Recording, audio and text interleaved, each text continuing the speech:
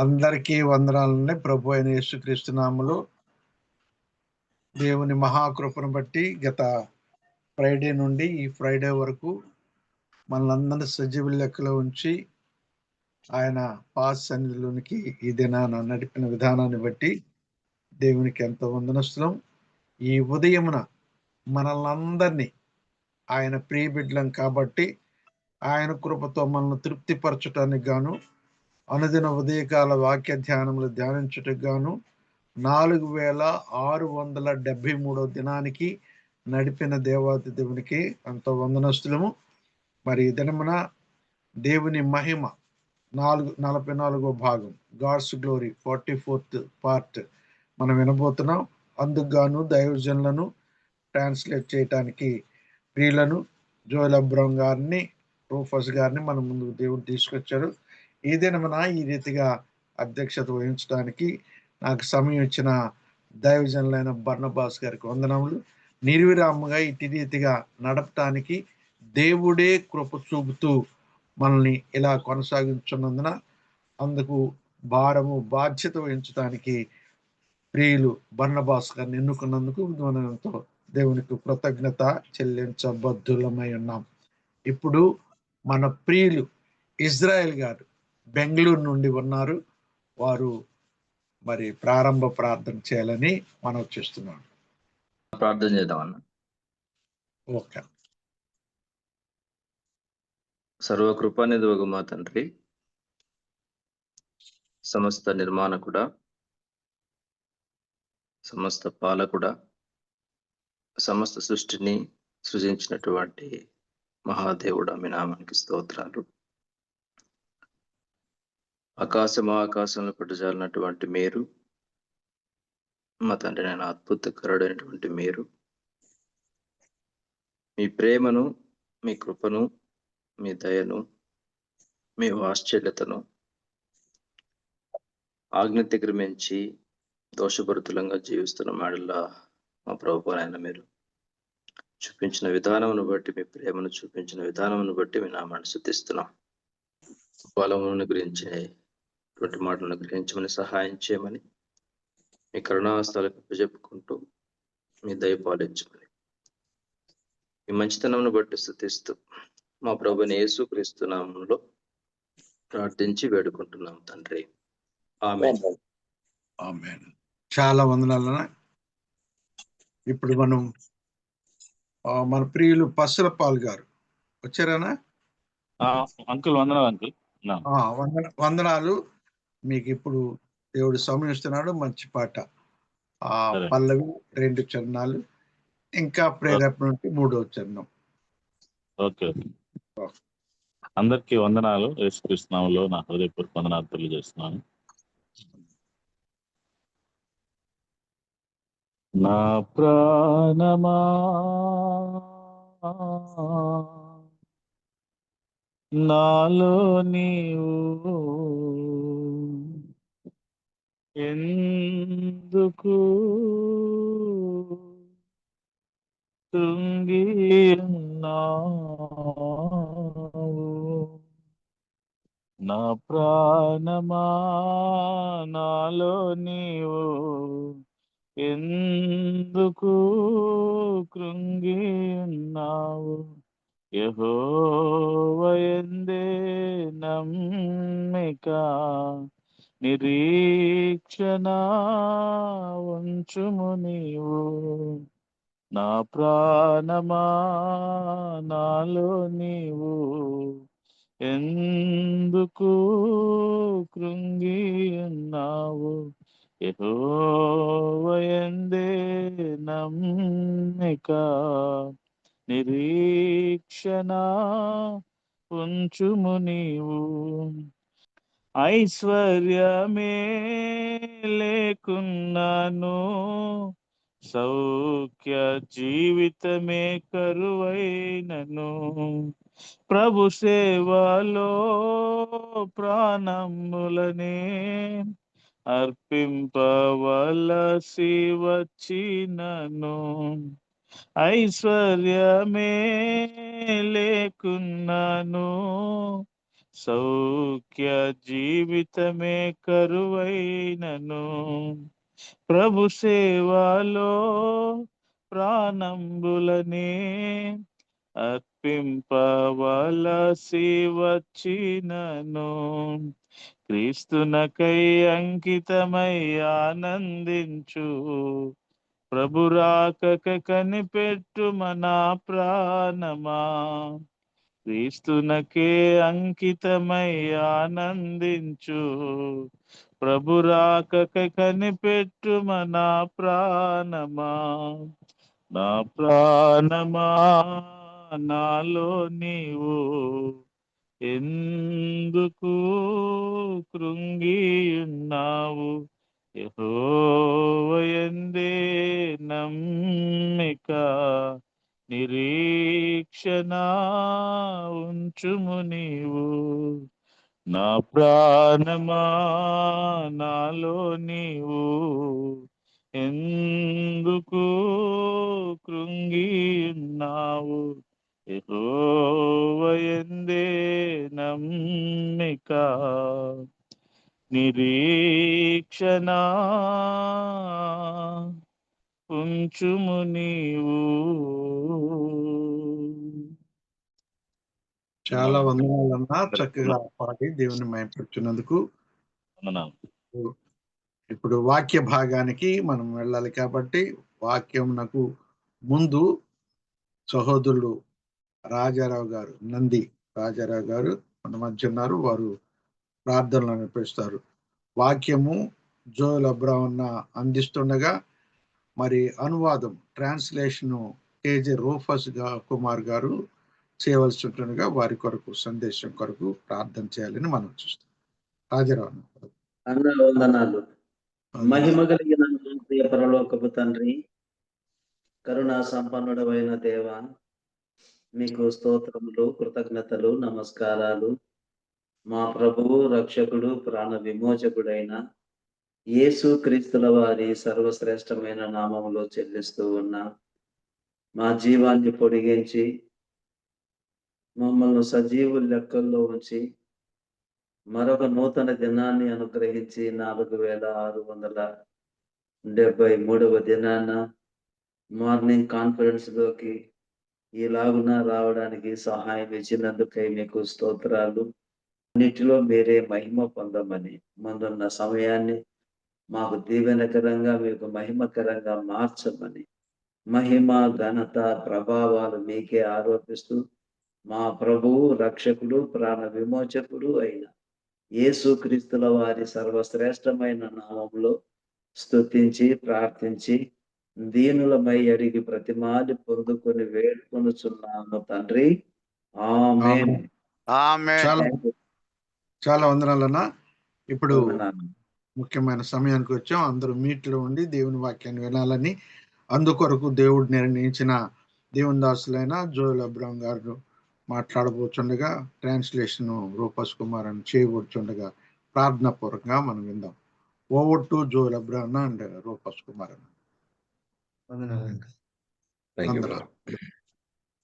Good morning, Andarku Vandanalu. We praise and thank God for this lovely morning time. We can be able to once again come into the holy presence of the living God. మరొకసారి యొక్క ప్రాతకాల సమయంని సజీవుడైనటువంటి మన ప్రభు యొక్క సన్నిధానంలోనికి ఈ విధంగా చేరి రావడానికి మీరందరూ చేరి వచ్చినందుకు మీ అందరికీ కూడా శుభాభివందనాలు తెలియజేస్తున్నాను. We thank God for the brethren who could sing song of praise and also could be able to open with a word of prayer, which is essential for the blessing of today's message. ఈ దినపు వర్తమానం కొరకై చాలా అవసరమైనటువంటి చక్కటి ప్రార్థన చేసినటువంటి సహోదరులను బట్టి, అదే విధంగా దేవుని కీర్తిస్తూ చక్కటి స్తుతిగానం చేసినటువంటి సోదరులను బట్టి ప్రభువుని ఎంతగానో స్తుతిస్తున్నాను. As we are blessed by hearing God's word and obeying God's word, we continue to study on the prime theme of the glory of God, which is a fascinating theme of the whole Bible. Bible గ్రంథం అంతట్లో కూడా చాలా ఆశ్చర్యకరమైనటువంటి, ఆసక్తికరమైనటువంటి దేవుని యొక్క మహిమను గురించినటువంటి వర్తమానాలు మనం వింటూ ఉండగా మనం ఎంతగానో ఆశీర్వదించబడుతున్నటువంటి రీతిని బట్టి ప్రభువుని ఎంతగానో స్తుతిస్తున్నాను. As we continue our study, we are going to focus on today the journey into glory, or the road from grace to glory. ఈ యొక్క ఉదయకాల సమయంలో కృపలో నుంచి దేవుని యొక్క మహిమలోనికి అనేటువంటి అంశాన్ని గురించి మనము ధ్యానించబోతున్నాం. Many times you might have come across these three phrases, and many have asked me this question also, so I thought we'll take it as a small study. ఈ యొక్క 3 వాఖ్యానాలు మీరు విని ఉండవచ్చు. చాలా మంది కూడా నన్ను అడిగారు. ఆ విషయాన్ని మీతో పంచుకోవాలని ఆశపడుతున్నాను. You have been saved, you are being saved, and you will be saved. మీరు రక్షించబడ్డారు. ప్రతిరోజు కూడా రక్షించబడుతూనే ఉన్నారు. And you will be saved. మీరు రక్షించబడబోతూ ఉన్నారు. So these are all three forms and three tenses. It's not just only tenses, but much more than that is what is required about the full salvation of the spirit, of the soul, and of the body. మన యొక్క ప్రాణాత్మ దేహాలకి అత్యవసరమైనటువంటి సంపూర్ణమైనటువంటి ఈ యొక్క రక్షణను గురించినటువంటి భూతకాలంలో, వర్తమాన కాలంలో, భవిష్యత్ కాలంలో చెప్పబడినటువంటి రక్షించబడ్డాము, రక్షించబడుతున్నాము, రక్షించబడబోతున్నాము అనేవి చాలా ప్రాముఖ్యమైన అంశాలుగా కనపడుతున్నాయి. So it's very important for us to understand. Then with all clarity, we could be able to understand about the redemption glory of God. కాబట్టి దేవుని యొక్క విమోచన గురించినటువంటి ఆ యొక్క మహిమను గురించి మనము చాలా జాగ్రత్తగా అర్థం చేసుకోవాల్సిన వారమనే మన యొక్క జీవితాల్లో. Let's take a few references for us to endorse the word of God clearly. కాబట్టి ఇదే విషయాన్ని దృఢీకరిస్తూ కొన్ని వచనాలు మనము దైవ గ్రంథంలో నుంచి చూద్దాం. Ephesians chapter 2 verse 8. What do you see there? ఎఫెసీయులకు రాసిన పత్రిక 2వ అధ్యాయము 8వ వచనం.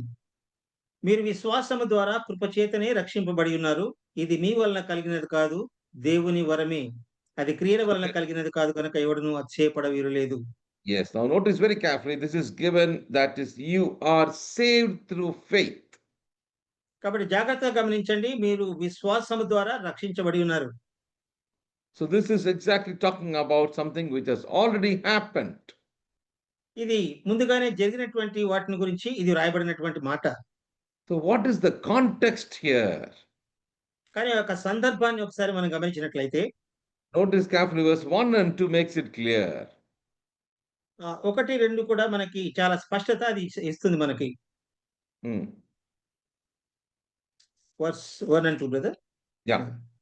మీ అపరాధముల చేతను పాపముల చేతను మీరు చచ్చిన వారైయుండగా ఆయన మిమ్మును క్రీస్తుతో కూడా బ్రతికించెను. మీరు వాటిని చేయుచు వాయుమండల సంబంధమైన అధిపతిని అనగా అవిధేయులైన వారిని ఇప్పుడు ప్రేరేపించే శక్తికి అధిపతిని అనుసరించి ఈ ప్రపంచ ధర్మము చొప్పున మునుపు నడుచుకొంటిరి. You can see the phrase, the spirit that now worketh in the children of disobedience. So the context is about the spirit. కాబట్టి ఈ యొక్క సందర్భము మన యొక్క ఆత్మను గురించినటువంటి సందర్భంగా మనం చూస్తున్నాం. మనము మన యొక్క ఇష్టానుసారంగా వాయు సంబంధమైన అధిపతిని అనగా దుష్టాత్మ ద్వారా మనం జీవించాము గతంలో అనేటువంటి మాట. So here it talks about the spirit which is in the context of salvation. కాబట్టి ఆత్మను గురించినటువంటి మాటను రాస్తూ రక్షణను గురించినటువంటి సందర్భాన్ని ఇక్కడ ప్రస్తావించాడు. That is where he says, by grace you are saved through faith and not of yourself. It is the gift of God. అందుచేతనే ఇక్కడ రాబడినటువంటి మాట, మీరు విశ్వాసం ద్వారా కృప చేతనే రక్షింపబడి ఉన్నారు. ఇది మీ వలన కలిగినది కాదు, దేవుని వరమే. Let's look for one more reference. ఇంకొక రెఫరెన్స్ వచ్చిన భాగం మనం చదువుకుందాం. 2 Timothy chapter 1 verse 9. పౌలు తిమోతికి రాసినటువంటి 2వ పత్రిక Chapter 1, 2 Timothy chapter 1 verse 9. 1వ అధ్యాయము 2వ వచనం 9వ వచనం. Who hath saved us and called us with a high calling, not according to our works, according to his own purpose and grace, which was given us in Christ Jesus before the world began. మన క్రియలను బట్టి కాక తన స్వకీయ సంకల్పమును బట్టి అనాది కాలముననే క్రీస్తు యేసునందు మనకు అనుగ్రహింపబడినది, క్రీస్తు యేసును మన రక్షకుని ప్రత్యక్షత వలన బయలుపరచబడినదైన తన కృపను బట్టి మనలను రక్షించి పరిశుద్ధమైన పిలుపుతో ఆయన మనలను పిలిచెను. Look at the tense given there in the first word, saved us and called us. You see that past tense. ఇవన్నీ కూడా గతంలో జరిగినటువంటి వాటికి అక్కడ ప్రస్తావించినటువంటి రీతిని మనం చూస్తాం. మనం రక్షించబడ్డాము అనేటువంటి విషయం. and called us. అలాగే మనల్ని ఆయన ఏ విధంగా పిలిచాడు అన్నటువంటి విషయాన్ని కూడా మనం చూస్తున్నాం. Not according to our works, but according to his own purpose and grace, which was given us in Christ Jesus before the world began. లోకము పుట్టక మునుపే అనాది కాలముననే యేసు ప్రభువారు మనకు అనుగ్రహించినటువంటి రక్షణను ఆ యొక్క ప్రత్యక్షతను బట్టి కృప వలన మనం రక్షించబడ్డామని గతించినటువంటి ఆ రక్షణను గురించి మనతో మాట్లాడుతున్నాడు. So these two verses in simple words speaks about the regeneration of the spirit at the new birth. కాబట్టి మనము నూతనగా జన్మించినటువంటి ఆ అనుభవం ద్వారా ఈ యొక్క 2 మాటలు కూడా మనని పునరుజ్జీవింపచేస్తున్నాయి. So here it is talking about a finished work, not a progressive work. కాబట్టి దీన్ని బట్టి మనం అర్థం చేసుకోవాల్సింది ఇది జరిగినటువంటి కార్యం, ఇది జరుగుతున్నటువంటి కార్యం కాదు. Even if you look very carefully, Ephesians chapter 1 verse 13, it talks about a sealed work. తర్వాత అదే ఎఫెసీయులకు రాసిన పత్రిక 1 verse 13. ఒకటో అధ్యాయంలో మనము ముద్రించబడినటువంటి ఆ యొక్క విషయాన్ని గురించి verse 13. 13వ వచనం. ఆయనను మునుపు దూరస్తులైన మీరు ఇప్పుడు క్రీస్తు యేసునందు క్రీస్తు రక్తం వలన సమీపస్తులై ఉన్నారు. So it gives the believer a sealed position in Christ. క్రీస్తు యేసులో విశ్వాసికి ఒక రకమైనటువంటి భద్రతని ఈ యొక్క వచనం మనకి అనుగ్రహిస్తుంది. So now let's look into the other aspects. As I told you already, we have to keep in mind about the spirit, the soul, and the body, all in the context of the study of full salvation, which is going to elevate to the position of glory. కాబట్టి మనము పొందినటువంటి ఈ యొక్క మనం పొందబోతున్న సంపూర్ణమైనటువంటి రక్షణ అనగా మనం పొందినటువంటి రక్షణ, పొందుతున్నటువంటి రక్షణ, పొందబోతున్నటువంటి రక్షణ దేవుని యొక్క మహిమార్థమై అది ఏ విధంగా మనలో కార్యాచరణ చేస్తుందో ఆ విషయాన్ని మీకు జ్ఞాపకం చేయాలని ఆశ. అది మన కేవలము మనకు ఆత్మకు మాత్రమే కాకుండా ప్రాణమునకు, ఆత్మకును, దేహానికి సంబంధించింది.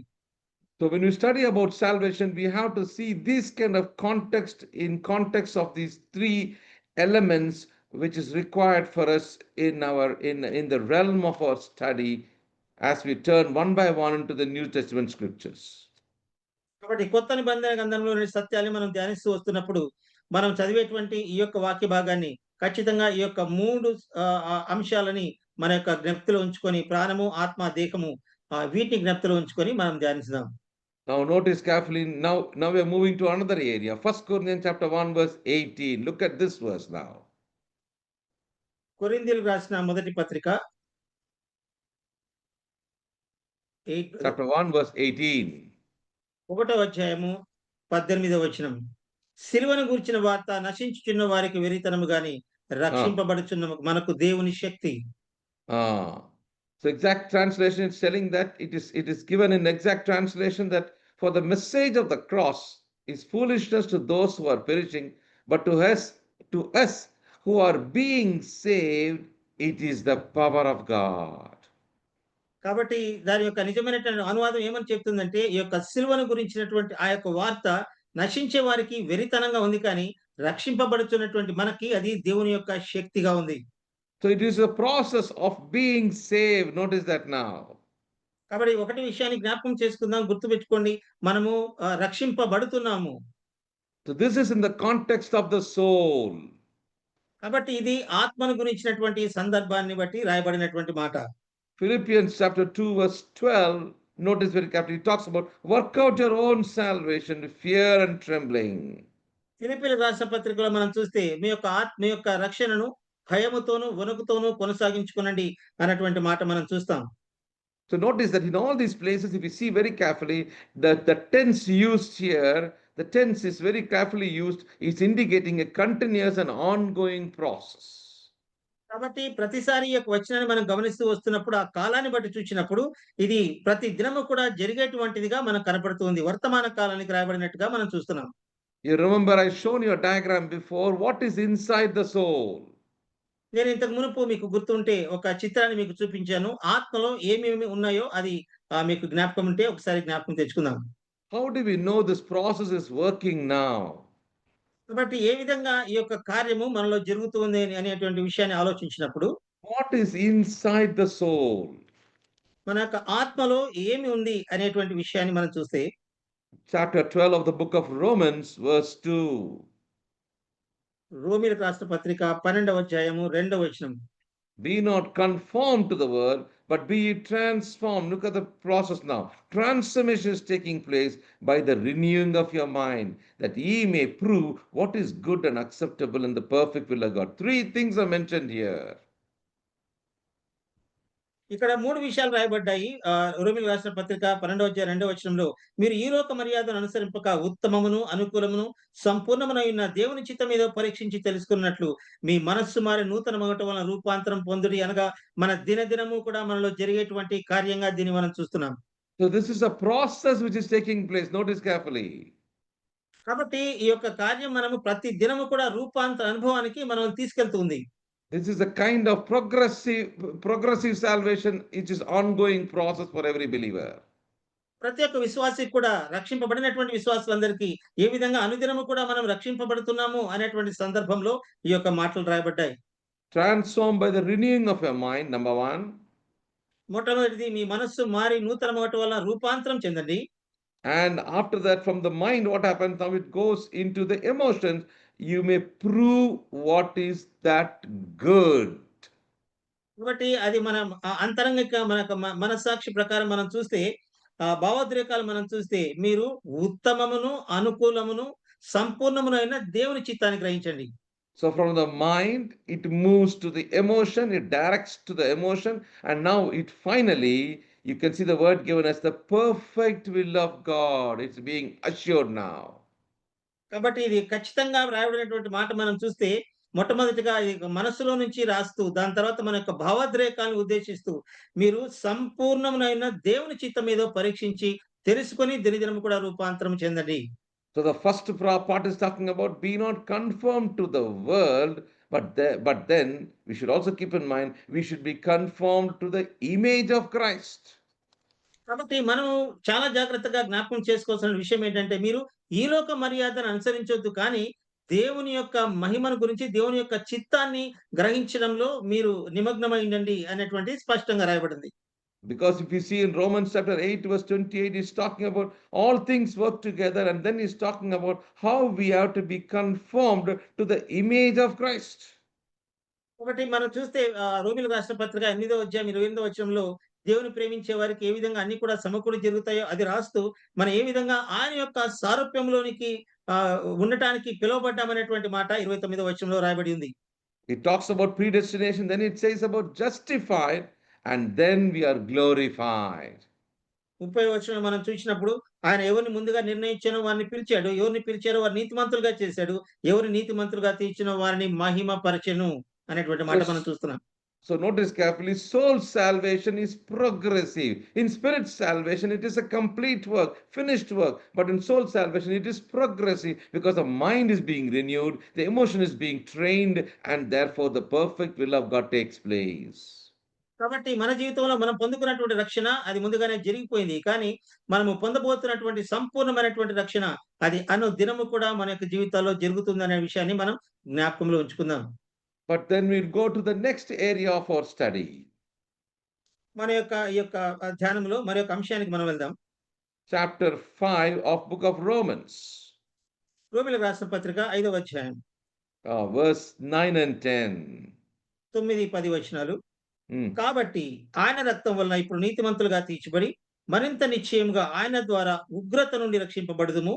ఏలైనగా శత్రువులమై ఉండగా ఆయన కుమారుని మరణము ద్వారా మనము దేవునితో సమాధానపరచబడిన వారమై ఆయన జీవించుట చేత మన నిశ్చయముగా రక్షింపబడుదుము. So notice the context now. You can see that how in chapters 5 and 6, what is the context in which he is talking about. The complete chapter 5 and 6 matters very much for our study. కాబట్టి మన యొక్క ధ్యానానికి చాలా ప్రాముఖ్యమైనటువంటి అంశాలుగా 5వ అధ్యాయము 6వ అధ్యాయంలో కూడా ఆ యొక్క కాలాన్ని గురించి ఏ విధంగా స్పష్టంగా పౌలు రాస్తున్నాడు దాన్ని మనం ఒకసారి జాగ్రత్తగా గమనిద్దాం. So having now being justified by his blood, we shall be saved from wrath through him. కాబట్టి 9 వచనాలు చెప్తున్నటువంటి మాట మనం నీతిమంతులుగా తీర్చబడి నిశ్చయంగా ఆయన ఉగ్రత నుంచి రక్షింపబడుదుము అనేటువంటి మాటను ఉపయోగించాడు. Chapter, same book, chapter 13, verse 11. Look at this. 13, verse 11. Still more ఇది clarity రోమిలకు you రాసిన have. పత్రిక 13, verse 13వ 11. అధ్యాయము 11వ వచనం మనం చూద్దాం. Hmm. మరియు మీరు కాలము నెరిగి నిద్ర మేలుకొని వేళ అనేది తెలుసుకొని అలాగు చేయడి. మనం విశ్వాసమైనప్పటికంటే ఇప్పుడు రక్షణ మనకు మరి సమీపముగా ఉన్నది. So verse 10 talks about that love is the fulfilling of the law, but now is our salvation nearer than we believed before. You see that? కాబట్టి మనం చూస్తే 10వ వచనంలో ఏమో ప్రేమ అనేది ధర్మశాస్త్రం నెరవేర్చేదిగా రాశాడు. తర్వాత 11వ వచనం వచ్చినప్పుడు మనం నిద్రకు మేలుకునేటువంటి వేళ అయింది కాబట్టి రక్షణ మనకు మరి సమీపముగా ఉంది అనేటువంటి మాటను ప్రస్తావించాడు. Here the context is from verse 8 up to verse 14. He's talking about responsibility towards others in the context of love. 10వ వచనంలో ఏమో ప్రేమ గురించినటువంటి సందర్భాన్ని గురించి రాసినటువంటి మాట మనం చూస్తున్నాం. Love one another, love your neighbor. See that's what he's talking about in verse 8 and 9. 8-9 వచనాల్లో మీరు ఒకరినొకరును ప్రేమించుకోనండి, మీ పొరుగు వారిని ప్రేమించండి, అప్పుడు మాత్రమే మీరు ధర్మశాస్త్రాన్ని నెరవేర్చేవారుగా ఉంటారనేటువంటి మాటలు మనం గమనిస్తున్నాం. In that context, he's talking about that knowing the time that now it is high time to awake out of the sleep, for now is our salvation nearer than what we believed. కాబట్టి మనం ఏదైతే విశ్వాసం ఉంచామో ఆ విశ్వాసమైనప్పటి కంటే కూడా మనకి కాలము చాలా తక్కువగా ఉంది కాబట్టి రక్షణ మనకు మరీ సమీపముగా ఉన్నది అనేటువంటి మాట మనం గమనిస్తున్నాం. One more stronger verse for us is in 1 Peter chapter 1 verse 5. Look at this verse. పేతురు రాసిన మొదటి పత్రిక 1వ అధ్యాయం 5వ 1 Peter వచనం. chapter 1 verse 5 please. కడవరి కాలమందు బయలుపరచబడుటకు సిద్ధముగానున్న రక్షణ మీకు కలుగునట్లు విశ్వాసము ద్వారా దేవుని శక్తి చేత కాపాడబడు మీ కొరకు ఆ స్వాస్థ్యము పరలోకమందు భద్రపరచబడి ఉన్నది. Now notice carefully, he's talking about the context of the hope. When he's talking about the context of hope, what is he telling? Who are kept by the power of God through faith unto salvation, ready to be revealed in the last time. ఇక్కడ పేతురు రాస్తున్నటువంటి మాట మనకున్నటువంటి నిరీక్షణ గురించి ఆయన రాస్తూ కడవరి కాలమందు బయలుపరచడం సిద్ధముగా ఉన్న రక్షణ మీకు కలుగునట్లు విశ్వాసము ద్వారా దేవుని శక్తి చేత కాపాడబడు మీ కొరకు ఆ స్వాస్థ్యము పరలోకమందు భద్రపరచబడింది అనే మాట మనం చూస్తున్నాం.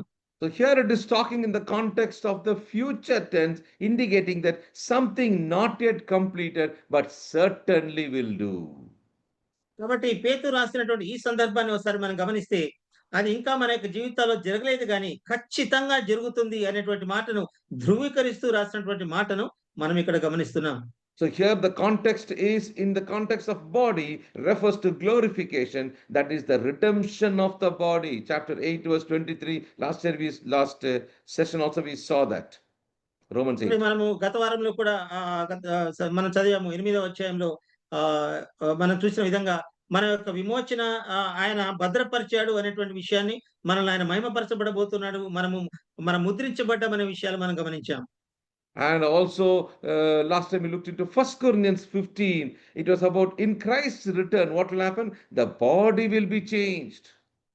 మనం ఇంకో విషయం కూడా గమనించాం. కొరింథీయుల రాసిన పత్రిక 15వ అధ్యాయంలో 1 కొరింథీయుల్లో మనం ఎప్పుడైతే రక్షించబడతామో ఆ యొక్క పునరుత్థానంలో మన యొక్క శరీరాలు కూడా మార్చబడతాయి, మార్పు చెందుదుము. So notice very carefully. So 3 aspects we are touched now. కాబట్టి 3 విషయాలు మనము వెతుకుతూ వచ్చాము. The spirit through justification, the soul in the context of through the process of sanctification, and the body in the process of glorification. కాబట్టి మన యొక్క జీవితాల్లో మనం రక్షణ పొందిన ద్వారా ఏ విధంగా మనకు ప్రాణాత్మ దేహాల ద్వారా రక్షించబడబోతున్నాము, మహిమపరచబడబోతున్నాము అనేటువంటి 3 అంశాలు మనం గమనిస్తున్నాం.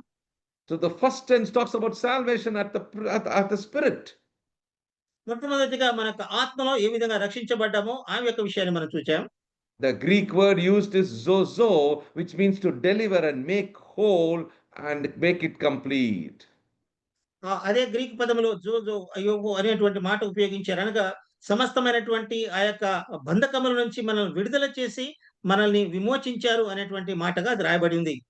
To declare righteous. నీతిమంతులుగా తీర్చబడ్డాము అనేటువంటి మాట అది సూచిస్తుంది.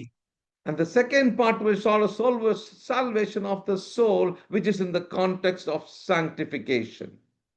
రెండవదిగా మనం అనుదినము కూడా ఏ విధంగా శుద్ధీకరించబడుతున్నాము, మనకు ఆత్మలో పొందిన రక్షణ అనేటువంటి విషయాన్ని గమనిస్తూ వస్తున్నాం. This is a progressive work happening in our daily life, must happen in a daily life. కాబట్టి ఇది మన యొక్క జీవితాల్లో ప్రతి దినము జరిగేటువంటి కార్యం, ప్రతి దినము కూడా జరగవలసినటువంటి కార్యం, ప్రతి దినము కూడా మనం శుద్ధీకరించబడుతూనే ఉండాలి. It involves a transformation life of a believer in the mind and the emotions and the will of the soul. కాబట్టి మన యొక్క సొంత ఆత్మ యొక్క చిత్తములో అయితేనేమి, తర్వాత ఆయన యొక్క దేవుని చిత్తంలో వీటన్నిటి విషయంలో కూడా దినదినం కూడా ఒక విశ్వాసి రూపాంతర అనుభవంలోనికి దినదినము కూడా మార్చబడాలి అనేటువంటి అంశాన్ని మనం చూస్తున్నాం. Notice very carefully in the Garden of Eden what happened, and in Jesus after the time of his fasting and prayer and getting himself ready to the ministry, the temptation which he had talks in the context of how soul has that redemption taking place. కాబట్టి ఏదేని వనంలో జరిగినటువంటి సంఘటన మనం ఒకసారి జ్ఞాపకం చేసుకుందాం. అదే విధంగా యేసు ప్రభువారు అరణ్యములో శోధింపబడినటువంటి ఆ యొక్క శోధన తర్వాత ఆయన ఆత్మ చేత ఏ విధంగా బలపరచబడ్డాడో ఆ యొక్క విషయాన్ని మనం ఎరుగుదుము. I will take you to that context where you can be able to understand what from Lord Jesus, his own words, it will make it very clear for us.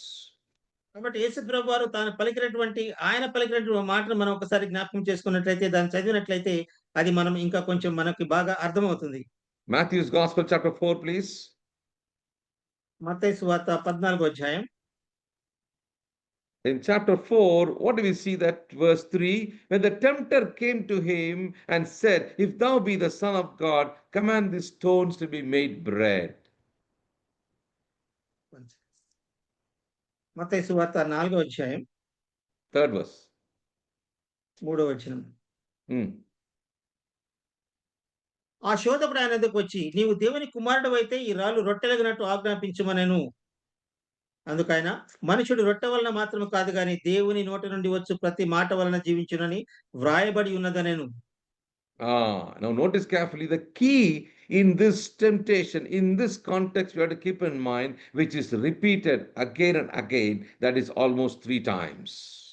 కాబట్టి ఇక్కడ ఆ కీలకమైన అంశాన్ని మనం చూసినట్లయితే మాటి మాటికి వ్రాయబడినటువంటి మాట మనం గమనిస్తాం. వ్రాయబడి ఉన్నది. It is written. That is the key for us to understand. కాబట్టి మనం అర్థం చేసుకోవడానికి కీలకమైన అంశం ఏంటంటే ఇది వ్రాయబడి ఉన్నది, ఇట్లు వ్రాయబడి ఉన్నది అనేటువంటి మాట. Because victorious life starts here. కాబట్టి ఎందుకు చెప్తానంటే మన యొక్క విజయవంతమైన జీవితం ఇక్కడ నుంచే ప్రారంభమవుతుంది. Transformation starts here. రూపాంతర అనుభవం కూడా ఇక్కడ నుంచే మొదలవుతుంది. Oh brother, how is that possible? సహోదరా, ఇది ఏ విధంగా సాధ్యమవుతుంది అని ఒకవేళ అడిగినట్లయితే, verse 3 talks about the mind of Satan, verse 4 talks about the mind of Christ. Notice that.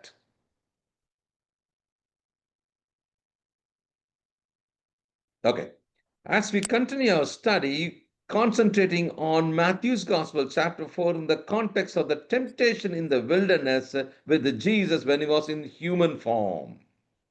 యేసు ప్రభువారు ఆయన శరీర రీతిగా ఉన్నప్పుడు ఆయన కలిగినటువంటి అరణ్యంలో కలిగినటువంటి శోధనల గురించి మనం 4వ అధ్యాయంలో మనం చదువుకున్నాం.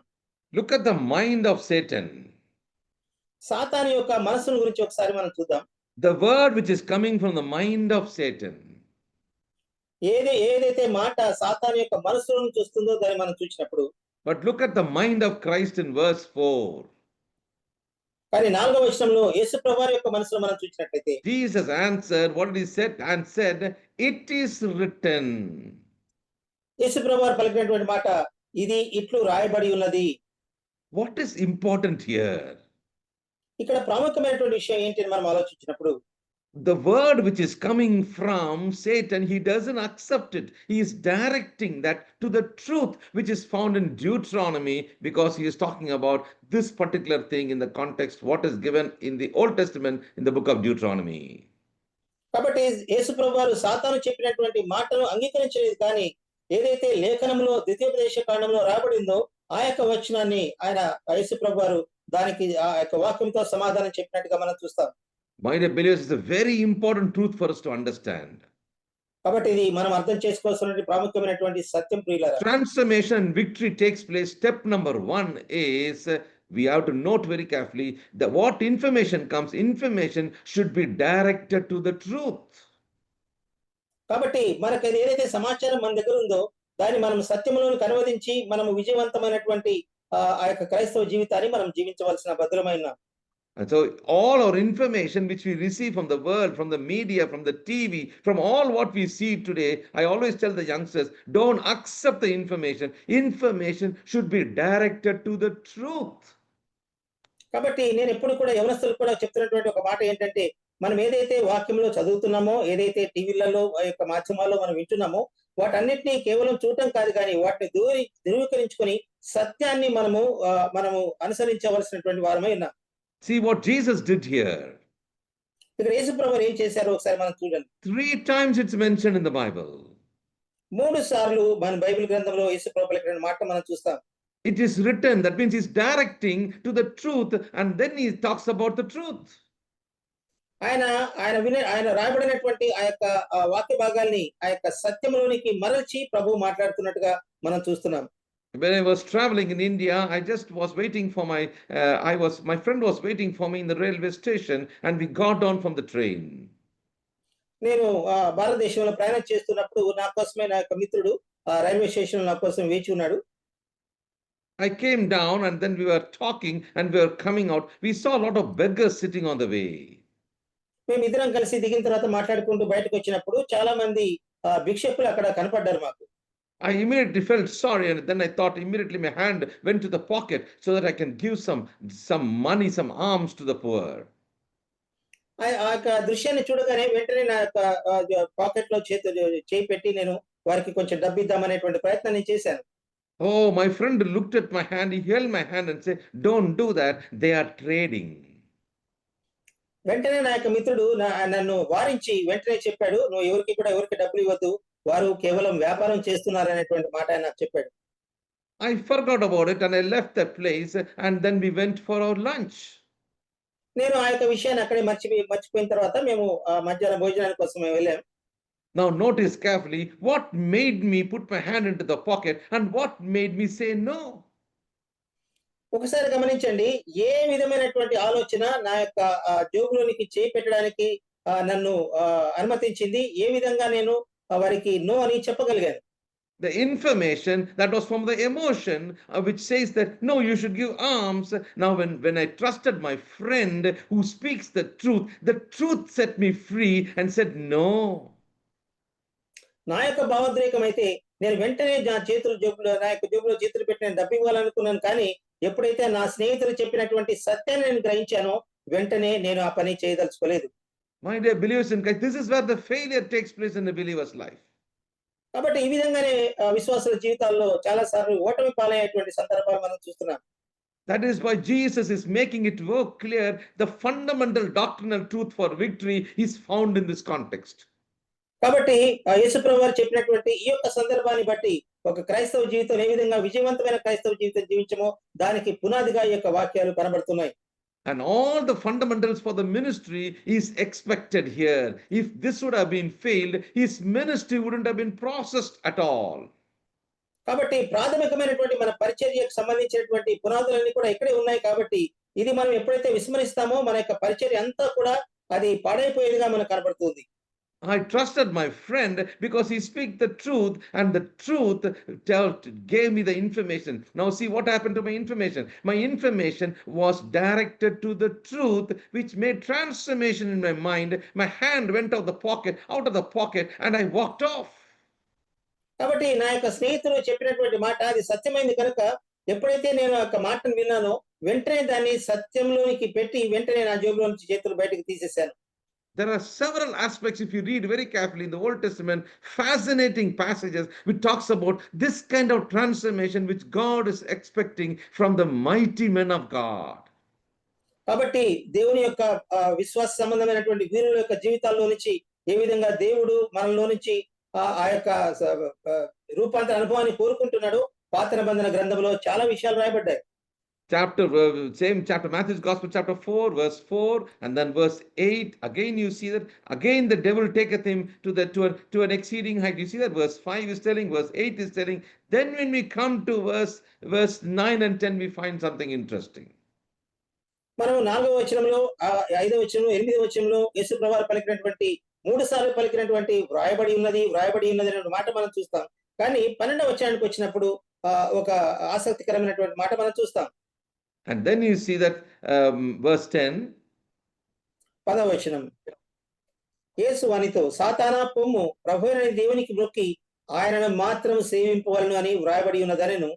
అంతరపవాది ఆయనను విడిచిపోగా ఇదిగో దేవదూతలు వచ్చి ఆయనకు పరిచర్య చేసిరి.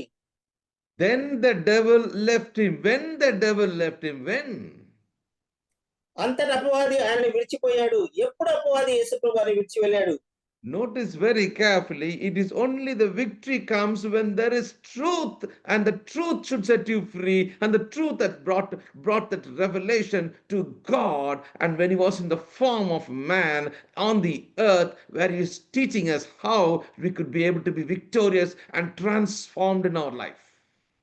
కాబట్టి యేసు ప్రభువారి శరీరరీతిగా ఈ లోకంలో ఉన్నప్పుడు ఆయన సత్యాన్ని అంతటా కూడా ఆయన ఎరిగి ఉన్నాడు. కాబట్టి కేవలం సత్యము చేత మాత్రమే సాతానును ఓడించగలిగాడు. అదే విషయాన్ని మనల్ని కూడా ఈ యొక్క మాటల ద్వారా ఆయన మనల్ని ప్రోత్సాహపరుస్తున్నాడు. Think about the Garden of Eden. ఒకసారి ఏదైనా వనంలో ఏం జరిగిందో ఒకసారి జ్ఞాపకం తెచ్చుకోండి. Satan, Lucifer and Satan, he brought that same information into Eve's mind. ఇదే విధమైనటువంటి ఒక సమాచారాన్ని అవ్వ యొక్క మనసులోనికి సాతాను తీసుకొచ్చినట్టుగా మనం చూస్తాం. What we see in the book of Genesis. ఆదికాండంలో మనం ఏం చూస్తామో మనం గమనించినట్లయితే What was the fall of man in chapter 3? 3వ అధ్యాయంలో ఆ యొక్క మానవుని యొక్క పతనం ఏ విధంగా ప్రారంభమైందో మనం చూస్తున్నాం. You notice very carefully, the serpent said, verse 4, unto the woman, you shall not surely die. Look at the information which came there. అక్కడ ఇచ్చినటువంటి ఆ యొక్క సమాచారాన్ని ఒక చూడండి. సాతాను ఇచ్చినటువంటి సమాచారం 4వ అధ్యాయంలో మీరు చావనే చావరు. And what did Eve do? వెంటనే హవ్వ ఏం చేసిందో మనం చూస్తే Eve accepted the information. Jesus denied the information, but Eve accepted the information. యేసు ప్రభువారేమో సాతాను ఇచ్చినటువంటి సమాచారాన్ని పూర్తిగా తోసివేశారు. కానీ ఇక్కడ హవ్వను మనం చూస్తే సర్పము చెప్పినటువంటి మాటను ఆమె తీసుకున్నట్టుగా మనం చూస్తాం. What is the first thing she did? మొట్టమొదటిగా ఆమె చేసినటువంటి పని ఏంటి మనం చూసినప్పుడు Verse 6. 6వ వచనంలో ఆ స్త్రీ వృక్షము ఆహారమునకు మంచిదియు కన్నులకు అందమైనదియు వివేకమిచ్చి రమ్యమైన ఉండట చూచినప్పుడు. When the woman saw, notice that, seeing. అక్కడ మనం చూస్తే స్త్రీ ఆ వృక్షమును చూచినప్పుడు చూడటం మనం చూస్తున్నాం. Remember, I spoke to you about the 5 gates of the body. This is the eye gate. You see how temptation entered into the eye gate. కాబట్టి మనం గతంలో మనము చూసిన విధంగా ఏ విధంగా మన యొక్క పంచేంద్రియాల ద్వారా సాతాను మనలోకి ప్రవేశిస్తాడో ఆ విషయాన్ని మనం గమనించి ఇక్కడ స్త్రీ తన యొక్క చూపు ద్వారా పడిపోయినట్టుగా మనం చదువుతున్నాం. Jesus gives a very important rule which Apostle John is speaking in the book of Romans.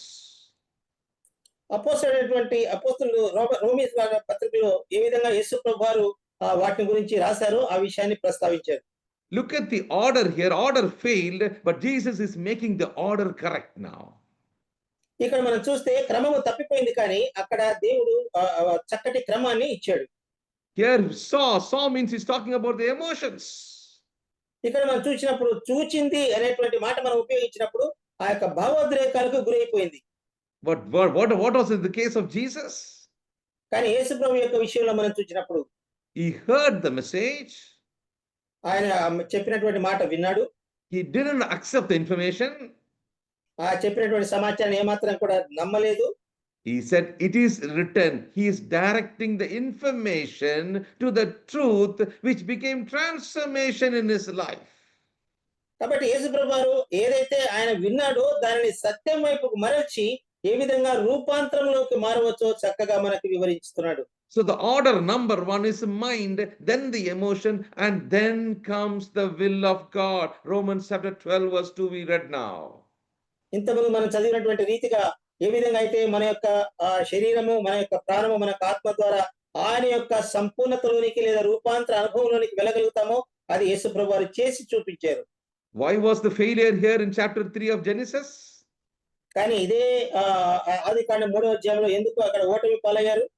Because he received the message through the emotion, not the mind. ఏం చేస్తారంటే తన యొక్క మనసుతో కాకుండా కేవలం భావోద్రేకం చేత మాత్రమే ఆ యొక్క సమాచారాన్ని నమ్మింది కనుక. See how sin entered into the life of mankind. కాబట్టి మానవ కోటంతట్లో కూడా పాపము ఏ విధంగా ప్రవేశించిందో ఒకసారి గమనించండి. The woman saw, and then what she did, then the action took place.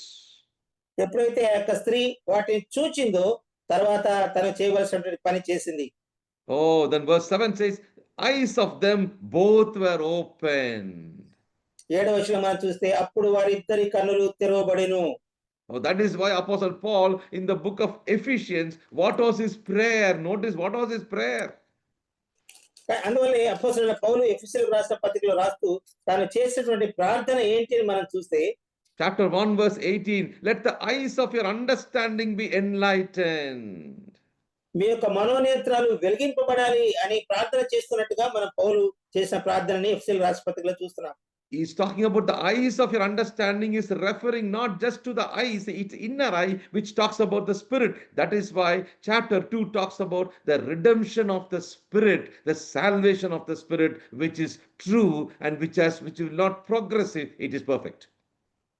అందుచేతనే పౌలు సహజసిద్ధమైనటువంటి కళల గురించి మాట్లాడటం లేదు, కానీ మన యొక్క మనోనేత్రంలో అనగా మన యొక్క ఆత్మ వెలిగింపబడినప్పుడు ఏ విధంగా ఉండబోతున్నాం అనేటువంటి మాట రాస్తూనే కొనసాగిస్తూ 2వ అధ్యాయంలో మనం ఏ విధంగా రక్షించబడ్డామో ఆ యొక్క విషయాన్ని ప్రస్తావించాడు. So today I was just highlighting only one aspect for us to understand about the context of how salvation, which is complete, no doubt about it, it is complete in 3 aspects: the spirit, the soul, and the body.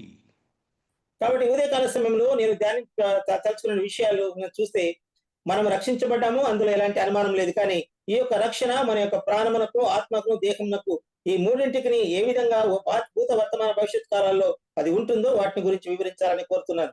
We have done a detailed study about the redemption of the body and the glorified body of the saints of God in the past 4 sessions. 4-5 తరగతుల్లో మనం గమనించాం ఏ విధంగా మనము పునరుత్థానం చెందిన తర్వాత మన యొక్క శరీరాలు ఏ విధంగా మార్పు చెందుతాయో, మహిమపరచబడతాయో వాటిని గురించినటువంటి అంశాలు మనం ధ్యానించాం.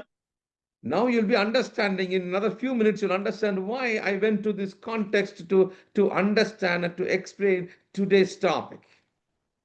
ఈ యొక్క దినపు అంశాన్ని నేను ఎందుకు ఎంచుకున్నాననే విషయము మీకు కొన్ని నిమిషాల్లో అర్థమవుతుంది. అంచేత వాటి గురించి వచనాలు మనం చూద్దాం. Now please come to Luke chapter 16. కాబట్టి ఇప్పుడు మనం లూకా సువార్త 16వ అధ్యాయానికి ఒకసారి చూద్దాం. This is a very interesting passage for us to understand about the rich man and Lazarus. ఇక్కడ మనం చూస్తే ధనవంతుడు లాజరు గురించినటువంటి ఆ యొక్క అంశము చాలా ఆసక్తికరంగా మనకు కనపడుతుంది. The soul of the rich man and Lazarus, we're going to talk about that and notice very carefully where it is happening and what is happening and why this is important for us to study. కాబట్టి ఆ యొక్క ధనవంతుని ఆత్మ ఎక్కడికి వెళ్ళింది, ఎలా వెళ్ళింది అనేటువంటి అంశాలు మనం చూసినప్పుడు వాటన్ని ఆ విషయాలన్నీ కూడా మనకు ఒక చక్కటి అవగాహన అనుగ్రహించేట్లుగా మనకు కనబడుతుంది. We all know very well about this passage. Rich man also died, Lazarus also died. ఈ యొక్క వాక్య భాగము మనకందరికీ కూడా మీరందరూ కూడా ఎరుగుదురు. ఆ ధనవంతుడు చనిపోయాడు, లాజరు కూడా చనిపోయాడు. Verse 22 is telling very clearly the beggar died, and then is telling, and then the rich man also died and was buried. కాబట్టి 22వ వచనంలో లూకా సువార్త 16వ అధ్యాయంలో ధనవంతుడు చనిపోయాడు, లాజరు కూడా చనిపోయాడు అనేటువంటి మాటలు మనం చూస్తాం. Interesting, notice very carefully now. Rich man was buried, but lifted up his eyes in torment, but the Lazarus was carried into Abraham's bosom, comforted. కానీ ఆసక్తికరమైనటువంటి మాట మనం చూస్తే 22వ వచనంలో ఆ దరిద్రుడు చనిపోయి దేవదూతల చేత అబ్రాహామును ఆనుకున్నట్టు కొనుక్కోబడెను, ధనవంతుడు కూడా చనిపోయి పాతి పెట్టబడినటువంటి మాట మనం చూస్తున్నాం. So what is the message? What is the message revealed to us here? ఇక్కడ మనకు ప్రత్యక్షపరచబడేటువంటి ఆ యొక్క ఖచ్చితమైనటువంటి సమాచారం ఏందో మనం చూసినప్పుడు, though their bodies were in the grave, the spirits entered their eternal destination. The moment the believer departs, the spirit is with the Lord. కానీ మనం జాగ్రత్తగా చూస్తే అక్కడ శరీర సంబంధంగా ఇద్దరు కూడా ఈ లోకం నుంచి వదిలి వెళ్ళారు. కానీ ఒకరైతే ఆత్మ సంబంధంగా మనం చూసినప్పుడు, ఒకరైతే అబ్రహాము రొమ్మున ఆనుకొని ఉన్నారు పరలోక రాజ్యంలో, ఇంకొకరైతే పాతాళంలో కుమిలిపోతున్నారు. There's a lot of Hindu mythology talking about the spirit is here in this house, it's haunting this house, it's haunting here, haunting there. All these stories and mythology we have heard about it for many, many years. చాలా సంవత్సరాలుగా మనము మన యొక్క హిందూ మిత్రులు చెప్పేటువంటి చాలా రకమైన నమ్మకాల గురించి మనం అందరం ఎరుగుదుము. ఈ యొక్క ఆత్మ ఇక్కడే సంచరిస్తూనే ఉంది అనేటువంటి విషయాలు అవన్నీ సత్యాలు కాదు. In the context of that, let me make it very, very clear. We read the verse in Ephesians chapter 1. What does the verse say?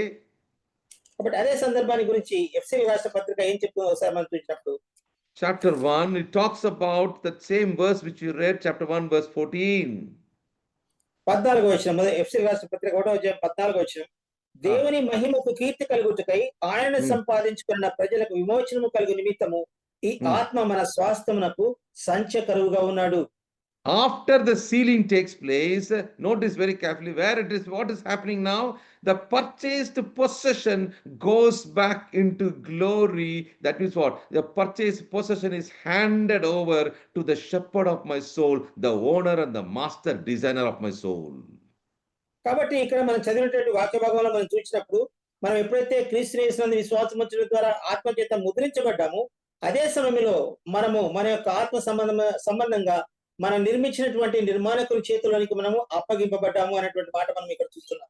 So we are looking at the spirit in the context of studying about Abraham, about rich man and Lazarus. కాబట్టి ఇక్కడ ఆత్మ అనేటువంటి విషయాన్ని ఆ సందర్భాన్ని గురించి మనం మాట్లాడుతూ ధనవంతుడు తర్వాత అబ్రాహాముతో మాట్లాడటం ఇవి మనం ధ్యానిస్తూ వస్తున్నాం. And in that context, what do we see? That their bodies were in the grave, their spirits entered into eternal destination. కానీ ఇక్కడ మనం చూసినప్పుడు వారి శరీరాలు అయితే ఇక లోకాన్ని వదిలేలే, కానీ వారి యొక్క ఆత్మలు అయితే నిత్యత్వంలో ఉన్నాయి. Now notice very carefully, the rich man remembered his life.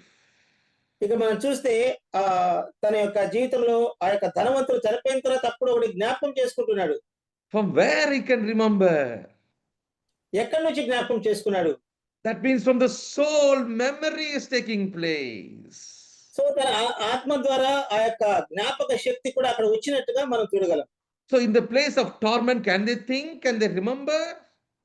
అంత నరకంలో వేదన పడుతూ కూడా గుర్తు చేసుకోవడం, జ్ఞాపకం చేసుకోవడం అనేవి కూడా ఉంటాయా? My dear believers in Christ, this is a very vital truth. The next few weeks, we're going to study very carefully about this. క్రీస్తునందు ప్రియ విశ్వాసులారా, ఇది చాలా ప్రాముఖ్యంగా మనకు కనబడుతున్నాయి. కొన్ని వచ్చే వారాల్లో కూడా వీటి గురించి మనం కొంచెం లోతుగా మనం ధ్యానించబోతున్నాం. Look at the soul of Lazarus. కానీ లాజరు యొక్క ఆత్మను మనం గమనించినప్పుడు he was comforted, his soul was at rest. లాజరు అబ్రహాము రొమ్మున ఆనుకొని చాలా ఆదరింపబడుతున్నటువంటి ఆ యొక్క Look at 25th verse. Read the 25th verse now. 25వ వచనం, అందుకు అబ్రహాము కుమారుడా, నీవు నీ జీవిత కాలమందు నీకు ఇష్టమైన సుఖం అనుభవించితివి, అలాగనే లాజరు కష్టం అనుభవించిన జ్ఞాపకం చేసుకును, ఇప్పుడైతే వాడు ఇక్కడ నెమ్మది పొందుచున్నాడు. My dear believers, these are all a warning for all of us as believers. And when we are talking to others in the context of their salvation, in the gospel message, we have to bring this enlightened thought into the minds of the unbelievers also. కాబట్టి ప్రియులారా, మనము ఎప్పుడైతే సువార్తను మనం ప్రకటిస్తున్నామో ఆ సువార్తలో భాగంగా మనం చెప్పవలసినటువంటి మాటలు ఏంటంటే, ఏ విధంగా ఈ యొక్క ప్రత్యక్షత మనకు కలుగుతుంది, ఏ విధంగా మనము రక్షణ పొందినప్పుడు నెమ్మది పొందుతాము అనేటువంటి మాటలు ఈ సందర్భాన్ని జ్ఞాపకం చేయవలసినటువంటి వారమై ఉన్నాం. The rich man remembered his old life. ధనవంతుడు తన యొక్క పాత జీవితాన్ని ఒకసారి జ్ఞాపకం చేసుకుంటున్నాడు. His memory is working there.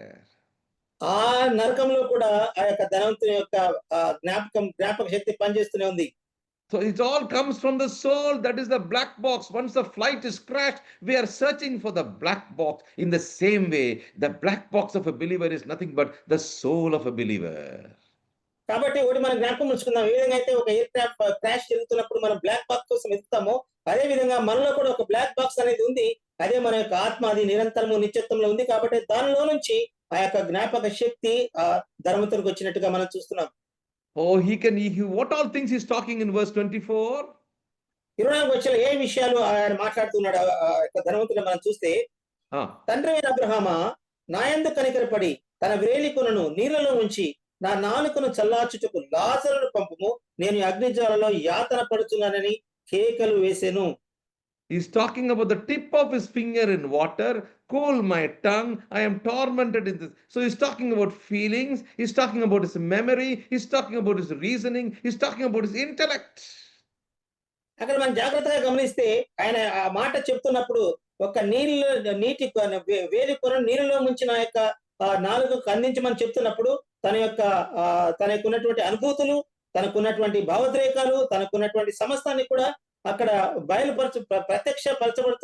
చేస్తున్నట్టుగా మనం చూస్తున్నాం. My dear believers in Christ, note very carefully which reminds us about soul remains conscious, soul never dies.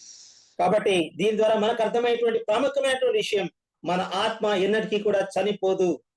That is why the soul is so important in the progressive salvation, progressive process of sanctification. Soul is very important. అందుచేతనే మన యొక్క ఆత్మ ఎంత ప్రాముఖ్యమైందంటే మనం అనుదినము సంపూర్ణ రక్షణ వైపు వెళుతున్నప్పుడు అది మనకి చాలా ప్రాముఖ్యమైంది. On the other hand, we see the Lazarus soul. What happened to the soul of Lazarus? కానీ ఇంకోవైపు మనము లాజరు యొక్క ఆత్మల గురించి మనము చదివినటువంటి విషయాలు మనం చూసినట్లయితే, Oh, he is comforted and thou art tormented. Look at the difference there. ఆ యొక్క వ్యత్యాసాన్ని జాగ్రత్తగా చూడండి. ఒకరైతే నరక యాతన అనుభవిస్తున్నారు, ఒకరేమో అబ్రాహామునమున నెమ్మది పొందుచున్నాడు అనేటువంటి మాట మనం చూస్తాం. And that is the context which you see here. And verse 26 is telling about there is a big gulf between these two places. అక్కడ మనం 26వ వచనంలో ఒక మాట అబ్రాహాము పలికినటువంటి మాట, అక్కడికి ఇక్కడికి అనగా నరకానికి పరలోక రాజ్యానికి మధ్యలో గొప్ప అగాధం ఉంది అనేటువంటి మాట మనం చదవగలం. Oh, he's talking about God is my help. He never gave up his faith in God. He died and was immediately taken to paradise with Abraham. This is the description which you see there. కానీ ఇక్కడ రాబడినటువంటి ఆ యొక్క సారాంశం అంతా మనం చూస్తే చక్కగా లాజరు చనిపోయిన తర్వాత దేవదూతల చేత కొనపబడి అబ్రహామును ఆనుకొని నెమ్మది పొందినటువంటి ఆ దృశ్యాన్ని మనం చూస్తున్నాం. Oh, very important for us to understand that he was taken to paradise with Abraham. కాబట్టి ఆ యొక్క లాజరు ఆ యొక్క అబ్రహాముతో రొమ్మును ఆనుకోవడానికి పరదేశుకు కొనుకోబడ్డాడు. Verse chapter 23, look at this interesting verse 23 verse 43. Notice that. ఒక్కసారి ఈ యొక్క ఆసక్తికరమైనటువంటి మాట లూకాసు వార్త 23వ అధ్యాయం. Jesus said something in the context of paradise. What is that? పరదేశం గురించినటువంటి యేసు ప్రభువు వారు పలికినటువంటి మాట మనం చూసినప్పుడు same Luke chapter 23 brother. 23 verse 43. 23:43. ఆయన చూచి, యేసు నీవు నీ రాజ్యంలోనికి వచ్చినప్పుడు నన్ను జ్ఞాపకం చేసుకుని అందుకు ఆయన వానితో, నేడు నీవు నాతో కూడా పరదేశంలో ఉందని నిశ్చయముగా నీతో చెప్పుచున్నాను నేను. So the term paradise is used to indicate heaven or the presence of God. కాబట్టి పరదేశం అనేటువంటి మాట యేసుప్రభువు వారు ఉపయోగించినటువంటి ఆ యొక్క ఆ విషయాన్ని మనం గమనించినప్పుడు అనగా దేవుని సన్నిధి, పరలోక రాజ్యము అనేటువంటి అర్థాలు వస్తున్నాయి. 2 Corinthians chapter 12 verse 2 and 4.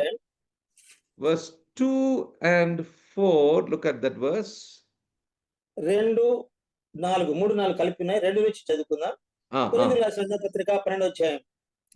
క్రీస్తునందున్న ఒక మనుషుడు నేను ఎరుగుదును, అతడు 14 సంవత్సరముల కిందట 3వ ఆకాశమును కొనుక్కోబడను, అతడు శరీరంతో కొనుక్కోబడను నేను ఎరుగను, శరీరము లేక కొనుక్కోబడను నేను ఎరుగను, అది దేవునికే తెలియను.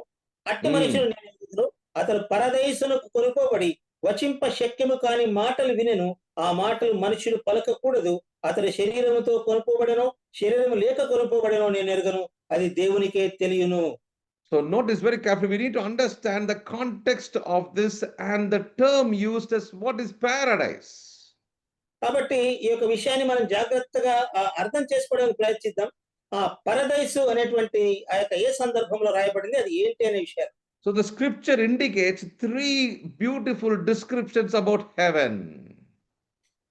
పరదైసు లేదా పరలోక రాజ్యాన్ని గురించినటువంటి 3 ప్రాముఖ్యమైనటువంటి ఆ యొక్క వివరణలు మనకి ఇస్తున్నాయి. Our time is running out, so I'll just be giving you only the thoughts, and maybe God willing we'll continue that.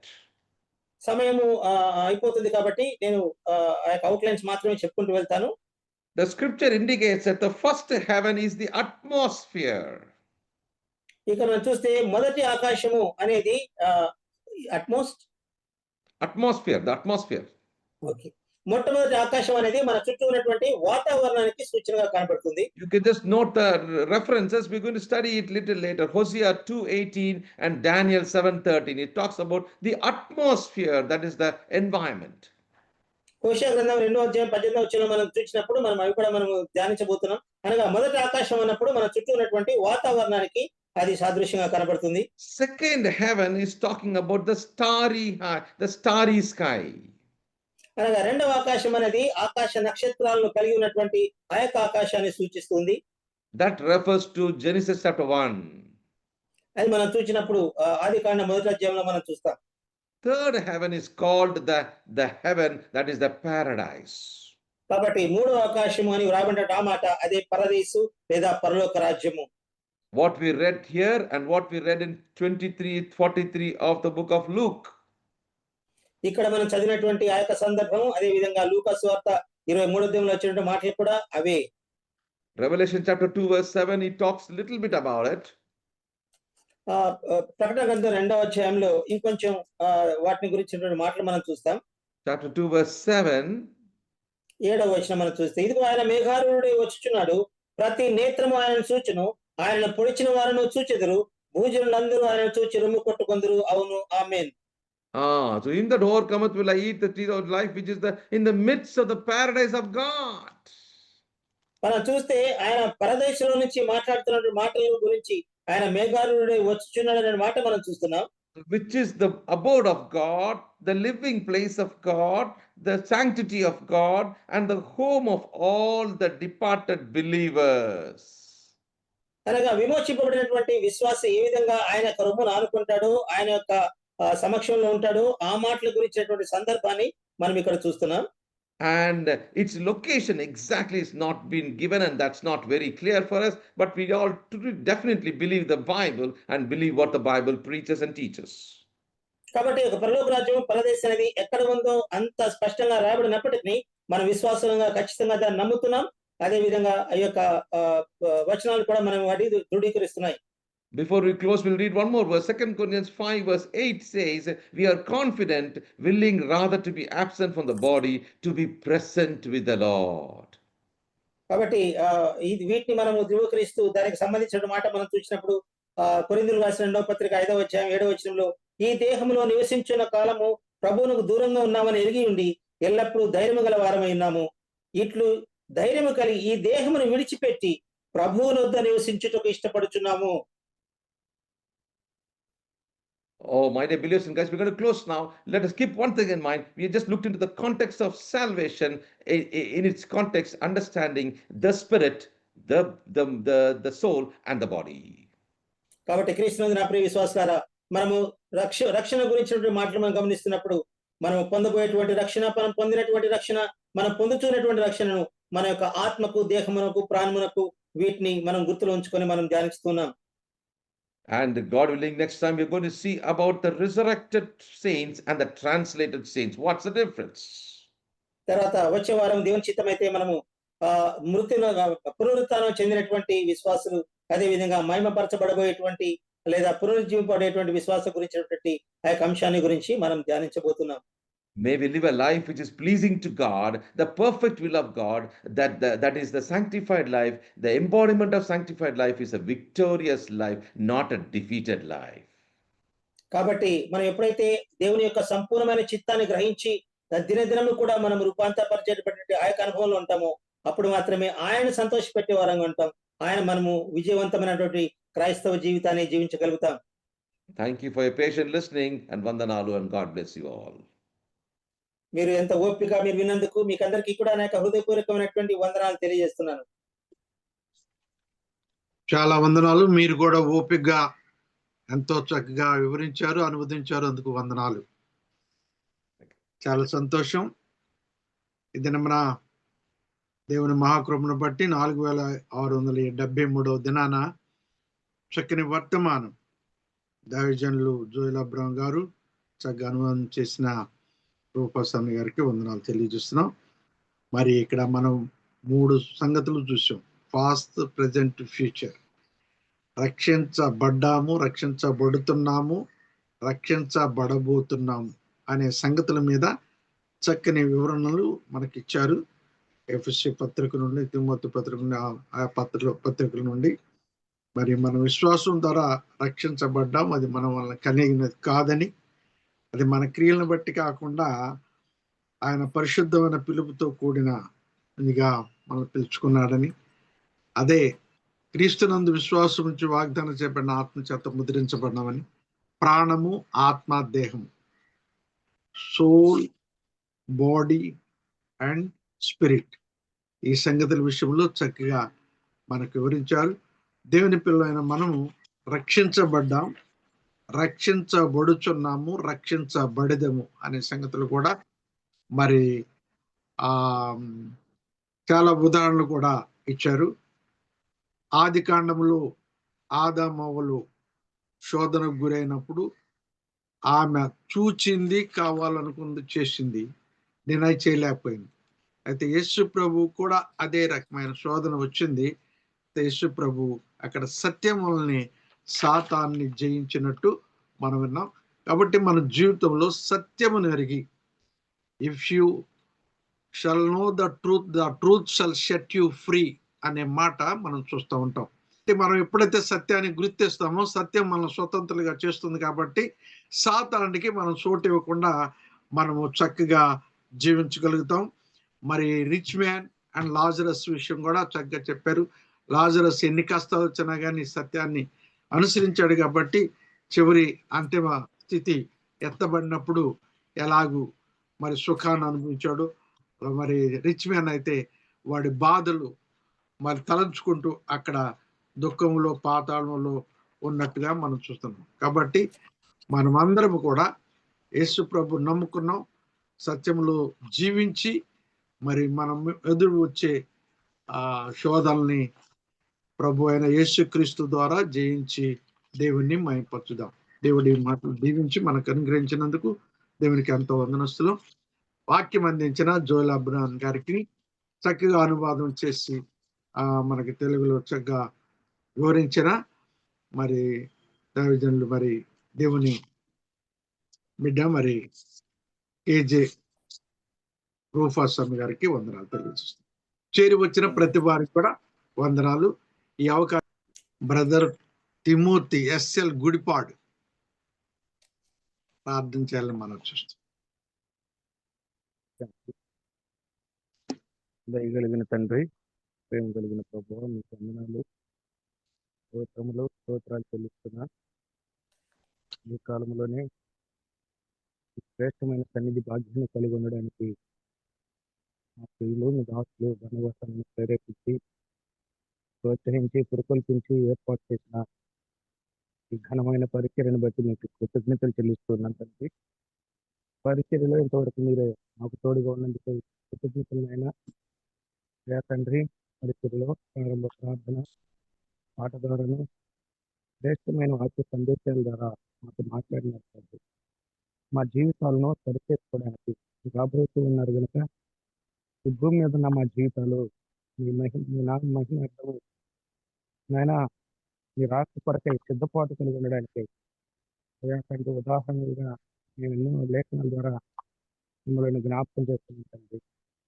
అయ్యా తండ్రి, గొప్ప దేవుడా, స్తోత్రాలు తండ్రి. వాక్యాన్ని అందించిన మీ దాసులు మా ప్రియులు జోయల్ అబ్రహాం బట్టి అయ్యా తండ్రి, సజ్జమ చేసిన రూపతనాన్ని బట్టి ప్రార్థిస్తున్నాను తండ్రి.